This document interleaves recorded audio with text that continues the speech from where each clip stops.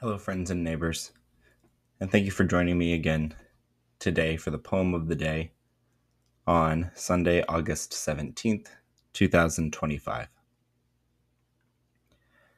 Earlier in this week, I did The Tiger by William Blake, and in there I talked about how it came from his collection Songs of Innocence and Experience, and that the Songs of Innocence were meant to sort of oppose or act as a counterpoint to the songs of experience, but that Blake did not really intend that one set was better than the other or that one was more particularly virtuous than the other, and that he seemed to believe that to live a well-balanced life in this world, you had to have a combination of the two of those, of innocence and of experience. So the poem I read then was The Tiger, and it focused on the ferocity of the tiger and was sort of asking the creator why there would be something created that was so feral and had such potential for destruction. And that poem stands in contrast with The Lamb by Blake, which is the poem that I'll read today. So this is The Lamb by William Blake, and it was published in Songs of Innocence in 1789. Little lamb, who made thee? Dost thou know who made thee? Gave thee life, and bid thee feed by the stream and o'er the mead? Gave thee clothing of delight, softest clothing, woolly bright? Gave thee such a tender voice, making all the vales rejoice? Little lamb, who made thee? Dost thou know who made thee? Little lamb, I'll tell thee. Little lamb, I'll tell thee. He is called by thy name, for he calls himself a lamb. He is meek, and he is mild. He became a little child. I a child, and thou a lamb. We are called by his name. Little lamb, God bless thee. Little lamb, God bless thee.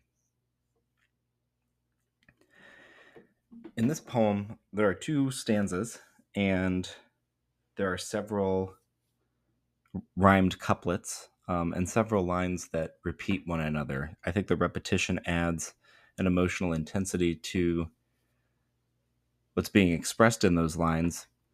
When I first read this poem, I was struck by how, not just how pastoral it was, but how childlike it seemed, how simple and lacking in kind of complex metaphors or analogies or adjectives, and that it was so kind of hyper-focused on a particular thing. It was revealed to me then near the end of the poem that the speaker is intended to be a child. And that's obviously in keeping with the theme of Songs of Innocence, that this child is, within this poem, encountering a lamb out in nature and is hyper-focused on it and thinks that you can talk to it in a way that it will understand, which is something we think of as kind of a naive notion, but it is also one that is seeing the sacred within animals and within the beings in nature in a way that adults tend to be more inclined to disregard or ignore, or feel that they have some sort of superiority and power over the animals.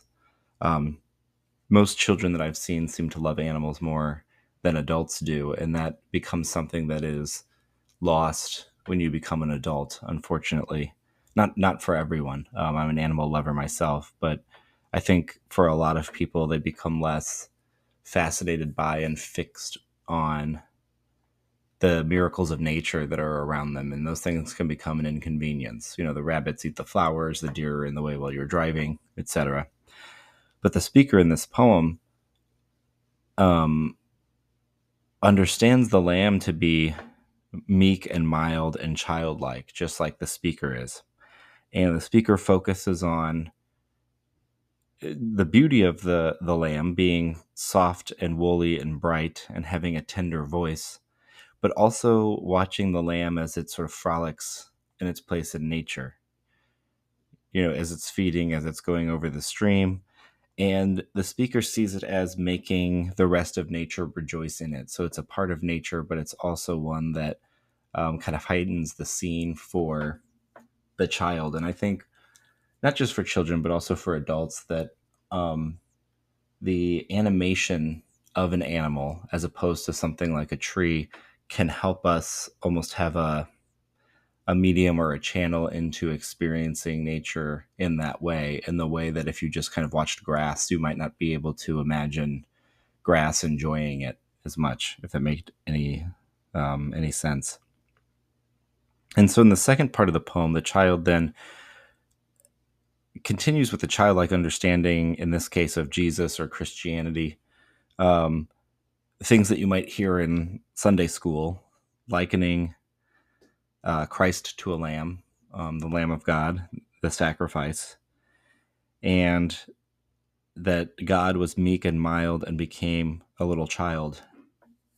And I think what's lovely and delicate about this is that the child has that image of God, and not the image of God that's often given to children, which is the old bearded man in the sky who is judgmental and who is always watching you and who is ferocious and can strike people dead. The child's image is, one that finds a strength within the innocence and the meekness.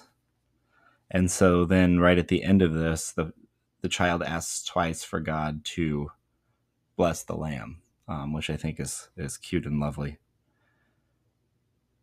It's, I think, hard to see this in connection with the tiger, just in the sense that the tiger was written with much more kind of complex poetic structure and style. And this one being in the voice of a child, I think it's easy to overlook it as something that is somewhat disposable or lighter. But knowing what Blake's intention was with the Songs of Innocence and Experience and getting us to kind of negotiate between those two extremes, I think it makes you imbue this poem and the simplicity of it with more strength, as if to say that writing complexly and being hard to read is not necessarily as strong and as valuable as, or I should say, is not necessarily stronger and more valuable than a strong and fixed attention on the glories and the beauties of nature, which is, it seems to me, what the Lamb is about. And I think that makes it an apt fixation for contemplation or metaphor today on a Sunday. So I hope you enjoyed the poem. And if you're able to get outside today without it being too hot or too tumultuous of weather, perhaps it would be a good day to get outside and to hold something in regard in your attention for a long period of time. And may peace be with you all.